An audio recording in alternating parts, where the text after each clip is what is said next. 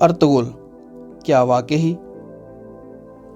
ہم شاید دنیا کی واحد قوم ہیں جو اپنے رویوں میں غیر یقینی صورتحال رکھتے ہیں۔ ہم چاہیں تو عام سی بات کو اتنی اہمیت سے نواز دیں کہ لوگ حیران رہ جائیں، اور ہم چاہیں تو انتہائی غور طلب مسئلے کو چٹکیوں میں نظر انداز کر دیں۔ یہی رویہ بطور قوم شاید ہماری بقا بھی بنا ہوا ہے، یا پھر یہ ہماری نفسیات کے ساتھ اس طرح جڑ گیا ہے کہ ہم اس سے نکلنے کی ہمت نہ کر پا رہے ہیں، نہ ہی کر سکتے ہیں۔ دنیا 5th جنریشن وارفیئر اپنا رہی ہے۔ اصطلاح کے حوالے سے یہ خام خیالی ہی نظر آتی ہے، لیکن عملی طور پر کہیں کہیں ہمیں 5th جنریشن وارفیئر اس لیے نظر آنا شروع ہو چکی ہے کہ ہم میڈیا میں آئے روز اس حوالے سے ایک سیلاب امڑتا ہوا دیکھتے ہیں۔ اب یہ بلا ہے کیا اور کیسے یہ کام کر رہی ہے؟ اس کے فوائد کیا ہیں؟ اس کے نقصانات کیا ہیں؟ اس سے کس مخصوص ملک کو زیادہ فائدہ ہو رہا ہے اور کون اس میں اپنی برتری ثابت کر پا رہا ہے؟ یہ تمام باتیں وقت گزرنے کے ساتھ ساتھ سامنے آتی جائیں گی۔ ہم نہیں تو ہماری آنے والی نسلیں شاید ان جوابات کا بذات خود مشاہدہ بھی کر پائیں اور اپنی زندگیوں میں ان جوابات کو عملی سطح پہ نافذ ہوتا دیکھ بھی سکیں۔ میڈیا انڈسٹری ہر گزرتے دن کے ساتھ ساتھ پروان چڑھ رہی ہے اور پوری دنیا اس صنعت سے اپنے فائدے کے مواقع تلاش کر رہی ہے۔ حال ہی میں ہم نے دیکھا کہ کرونا وائرس نے دنیا کو لپیٹ میں لے لیا، اور ہالی ووڈ اس سے ملتے جلتے موضوع پہ فلم سالوں پہلے بنا چکا تھا۔ وجوہات کیا تھیں؟ کہانی کا مرکزی خیال کہاں سے آیا؟ ہنوز خاموشی۔ اسی طرح باقی دنیا میں بھی میڈیا کو سنجیدہ طور پر ایک پروپیگنڈا ٹول کے طور پر استعمال کیا جانے لگا ہے۔ ایجنڈا سیٹنگ تھیوری کے تحت لوگوں کے قلوب و اذہان میں اپنی مرضی کاشت کی جانے لگی ہے۔ اس حوالے سے تمام تر کوششیں خاموشی اور نہایت غیر محسوس طریقے سے ہو رہی ہیں۔ ہم ان کوششوں کو دیکھ نہیں پاتے، محسوس نہیں کر پاتے، لیکن ان کے نتائج جلد یا بدیر ہمارے سامنے آنا شروع ہو جاتے ہیں۔ ارطغرل غازی نے ناظرین کو اپنے سحر میں جکڑ لیا ہے۔ اچھا ہے، اسلامی تاریخ دکھائی جا رہی ہے، بہت اچھا ہے۔ سلطنت عثمانیہ کا جاہ و جلال دکھایا جا رہا ہے، یہ بھی بہت اچھا ہے۔ ترکی ہمارا برادر اسلامی ملک ہے، اس کی ثقافت سے روشناس کروایا جا رہا ہے، یہ بھی بہت اچھا ہے۔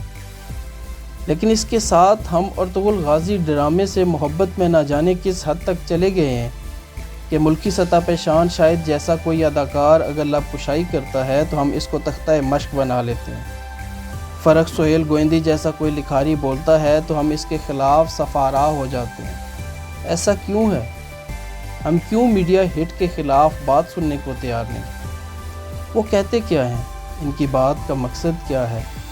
ثقافتی تبادلے کے طور پہ اگر ہم ارطغرل غازی چلا رہے ہیں تو ترکی میں کون سی پاکستانی ثقافت کو ان کے قومی چینل پہ جگہ دی گئی ہے؟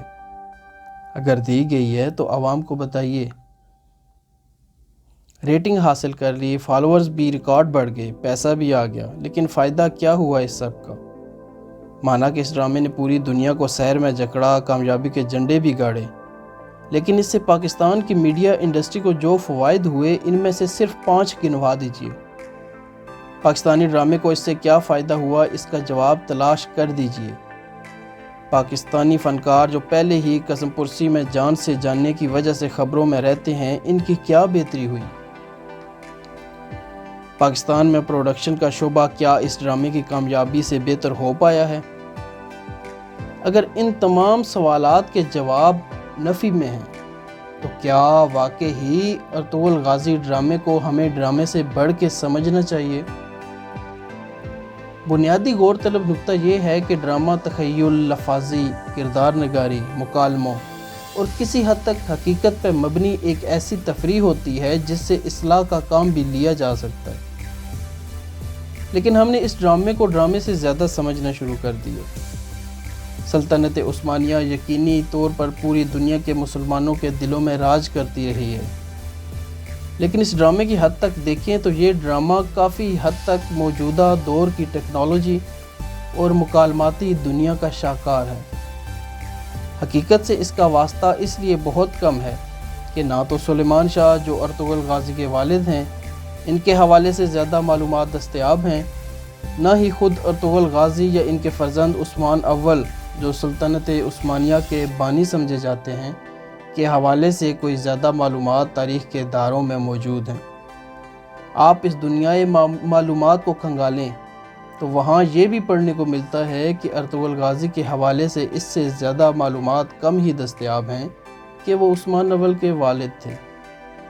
اس حوالے سے ترک روایات میں تو ہمیں بہت کچھ ملے گا، لیکن تحریری سند کم ہوگی۔ تو یقینی طور پر اس وقت موجودہ دور میں بنائے گئے ڈرامے میں جو معلومات دی گئی ہیں زیادہ تر فکشن ہیں، اور فکشن کو ڈرامائی تشکیل دی جائے تو اس حقیقت کو مد نظر رکھا جاتا ہے کہ آج کا ناظر کیا دیکھنا پسند کرتا ہے۔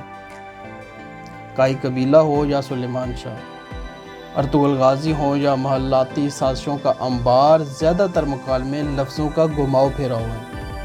حقیقت سے ان کا تعلق ثابت کرنے کے لیے جذباتیت کی اینک اتارنا ہوگی اور سوچنا ہوگا کہ کیا واقعی ڈرامہ ارطغرل غازی پاکستان کی ڈرامہ انڈسٹری کے لیے بھی بہتر ہوگا۔ عثمان اول سلطنت عثمانیہ کے معمار ہیں اور سلطنت عثمانیہ تمام مسلمانوں کے لیے اہم رہی، لیکن اس ڈرامے کے حوالے سے دیکھا جائے تو یہ مکمل طور پر فکشن سے قریب ہے۔ حقیقت کا تڑکا بہرحال موجود ہے، لیکن فکشن اس کے باوجود حاوی نظر آتا ہے۔ ایسی صورتحال میں ہم اس ڈرامے کی کامیابی کا جشن مناتے ہوئے اس حقیقت سے کیوں آنکھیں چرا رہے ہیں کہ ترک ثقافت جتنی بھی اہم ہو، اس سے کیا ہم پاکستانی ڈرامہ انڈسٹری کو تباہ تو نہیں کر رہے؟ وزیر اعظم نے سرکاری طور پر جب اس ڈرامے کو دکھائے جانے کا اعلان کر ڈالا تو کیا پاکستان کی تاریخ میں ایسا کوئی تاریخی اہمیت کا کردار نہیں جس کی تشہیر کی جا سکے؟ آخری چٹان ڈرامہ کیا پاکستان میں نہیں بنا؟ فلم زرقا کیا پاکستان میں نہیں بنی؟ ٹیپو سلطان کو پاکستان میں پکچرائز نہیں کیا گیا؟ دور نہ جائیے، اگر 1857 کی جنگ آزادی کو ہی معیار بنا لیں تو اس کے بعد کے اتنے ہیروز موجود ہیں کہ ڈرامہ بنانا شروع کریں تو سالوں کردار ختم نہیں ہوں گے۔ آپ کیوں محمد علی جناح پہ ایسا ڈرامہ نہیں بناتے کہ پوری دنیا کو سیر میں جکڑ لیں؟ اس حوالے سے جو کوششیں ہوئی ہیں وہ بھی ناقص پروڈکشن کا شکار ہوئیں۔ پہلے سے زوار پذیر ڈرامہ انڈسٹری کو اپنے ہاتھوں سے کیوں مار رہے ہیں؟ شان شاہد نے جو بھی کہا وہ بھی اپنی ڈرامہ اور فلم انڈسٹری کی بہتری کے لیے ہی کہا ہے۔ اس پہ لٹ لے کے ان کے پیچھے لگ پڑنے کے بجائے حقیقت کا سامنا کرتے ہوئے امپورٹ شدہ ڈرامے عوام پہ مسلط کرنے کے بجائے اپنی ڈرامہ انڈسٹری کو سہولیات دیجیے۔ یہ زباں اہل زمین۔